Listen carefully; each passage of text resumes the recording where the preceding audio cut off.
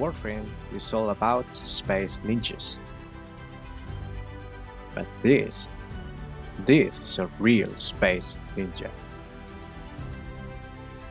This is Ash, lethal and elusive. Ash can remain unseen, but his effects on the battlefield can be felt by all. Keep an eye out, Tenno.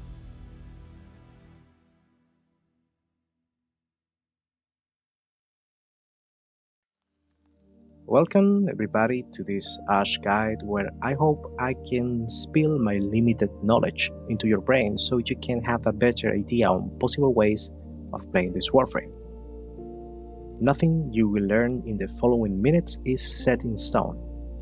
Warframe has too many variables for that. Keep in mind that the builds I'll be showing you requires some investment and that you have unlocked enough content. Having said that, let's begin. Ash is an agile frame with a teleport skill that makes him a good choice for fast-paced missions such as capture, rescue, or even exterminate.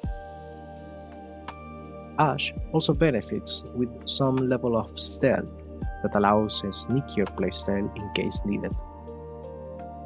And above all, his fourth ability summons shadow clones from London whose only purpose is to stab everyone in sight. If you can see them, they'll be poked. His invisibility and clones are helpful in endurance runs, making Ash a very flexible Warframe.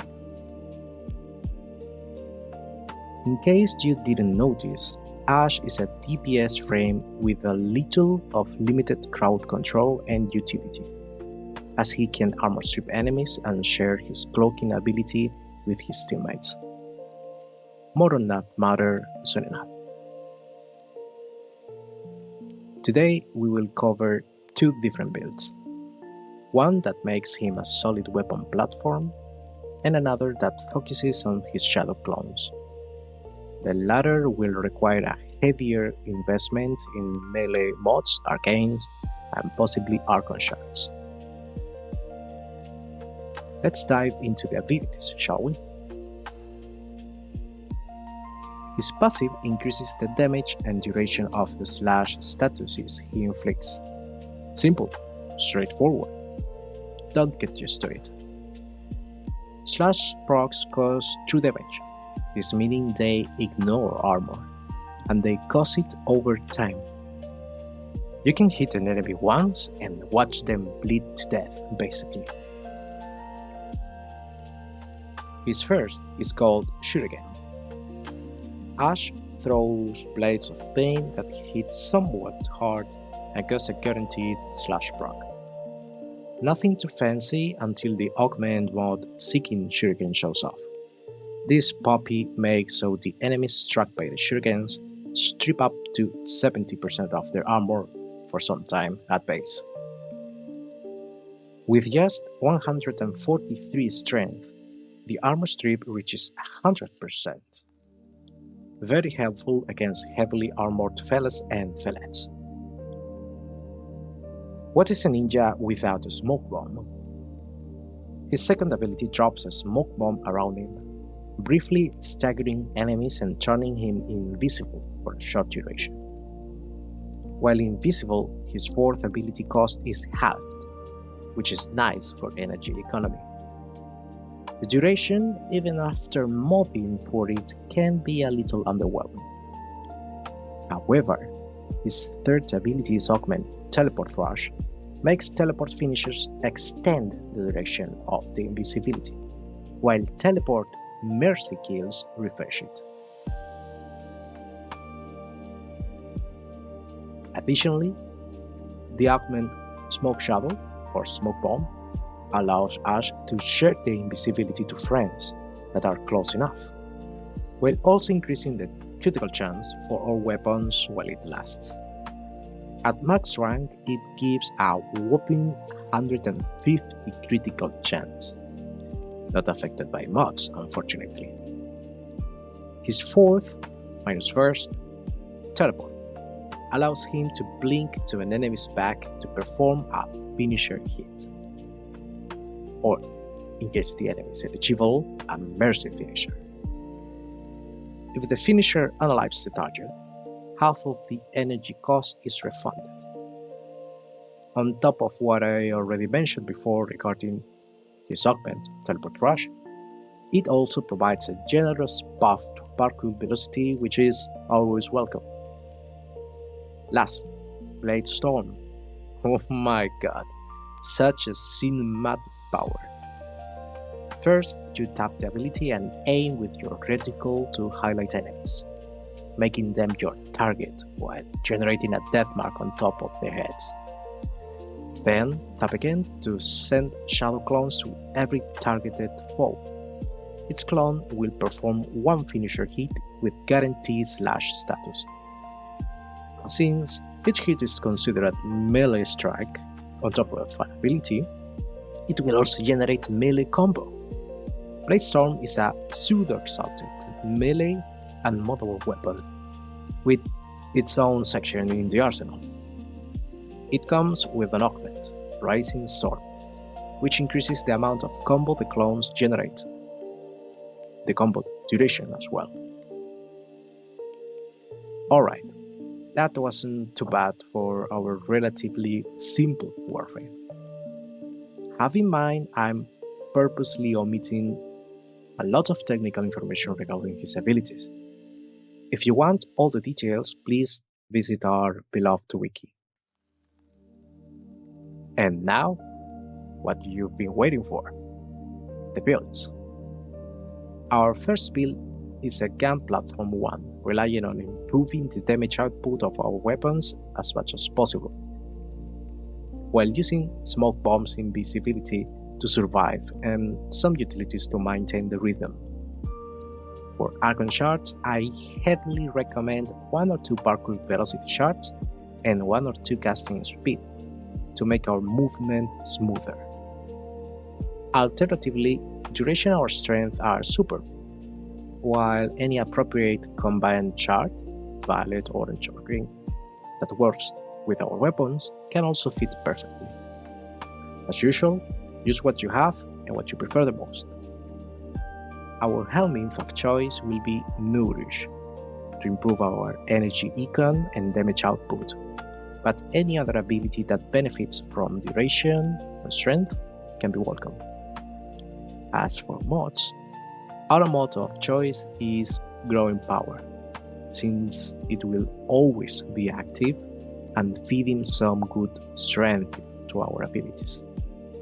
Second, Prime sure-footed or its budget version, so crowd control never stops us.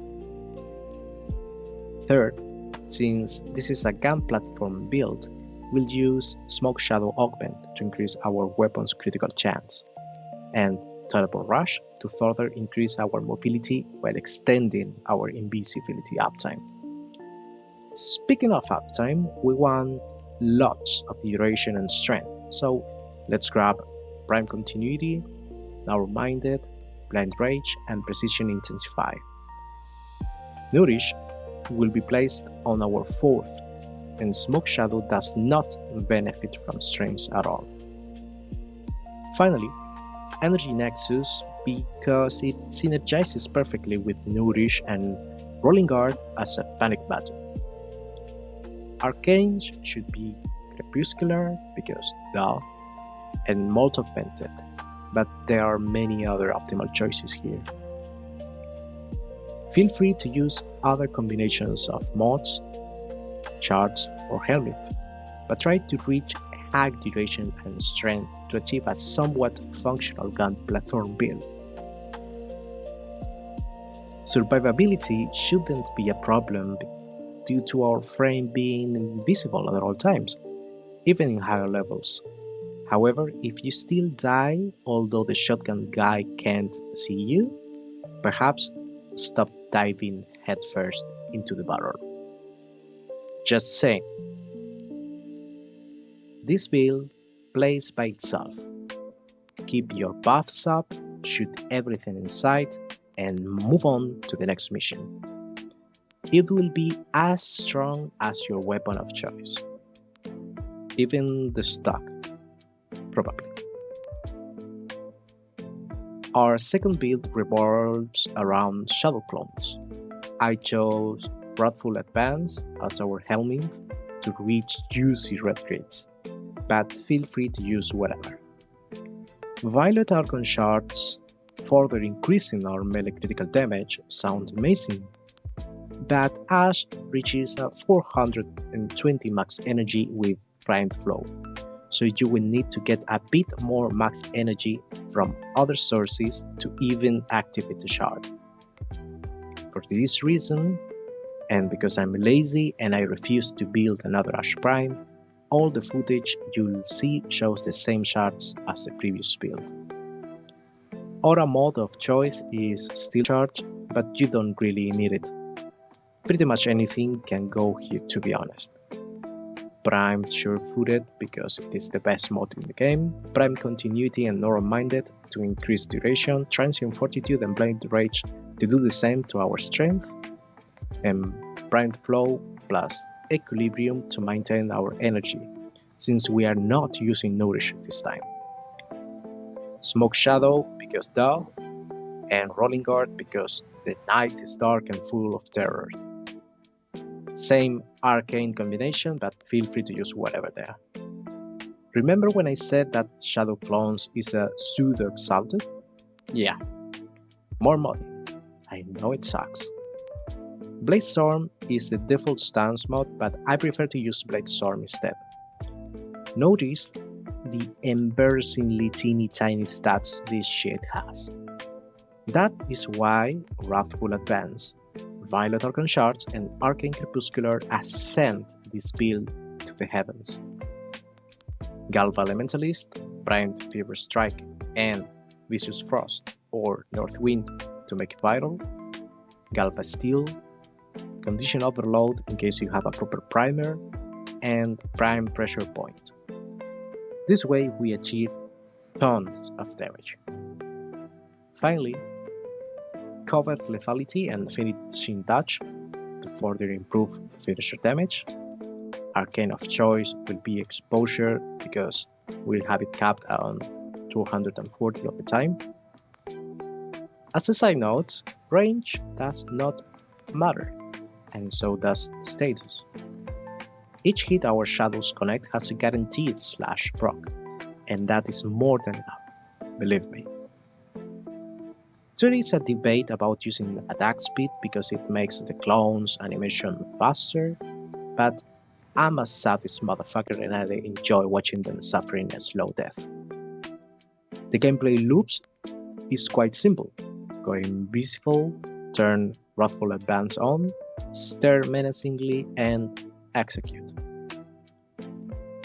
For both of these builds, Tenacious Bond on your companion goes a long way, especially in the Shadow Clones one. And Reinforced Bond will surely impact positively your gun platform experience. And what if I don't have all those mods? Here I leave a budget version of both. Fret not, my friend.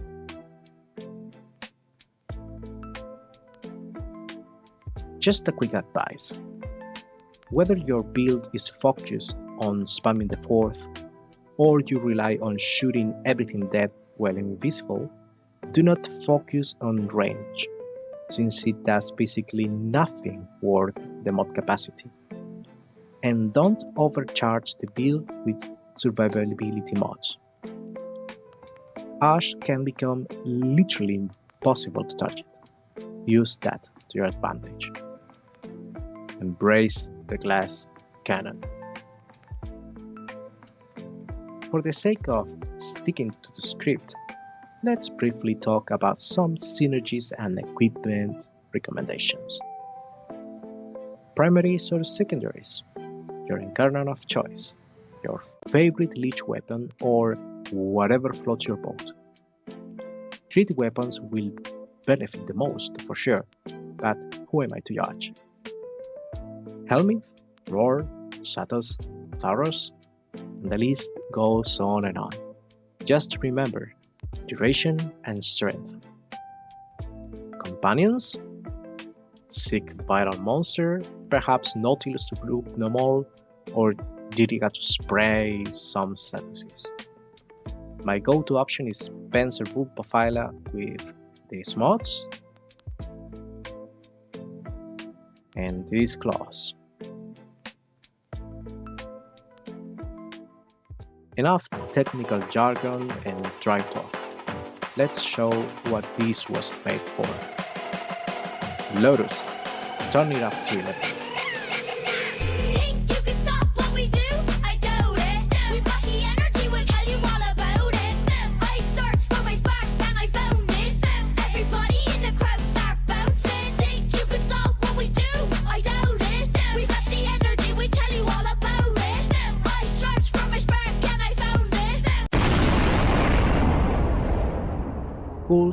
Cool stuff. A really immersive Warframe, especially when building around his fort. He's one of the few frames I feel connected to while playing, like I'm playing a role. His role. A fucking space ninja. Overall, his strengths include high personal defensive capabilities, a powerful passive built around, great mobility, and significant damage potential that scales all the way to level cap. On the other hand, he lacks powerful, reliable crowd control abilities.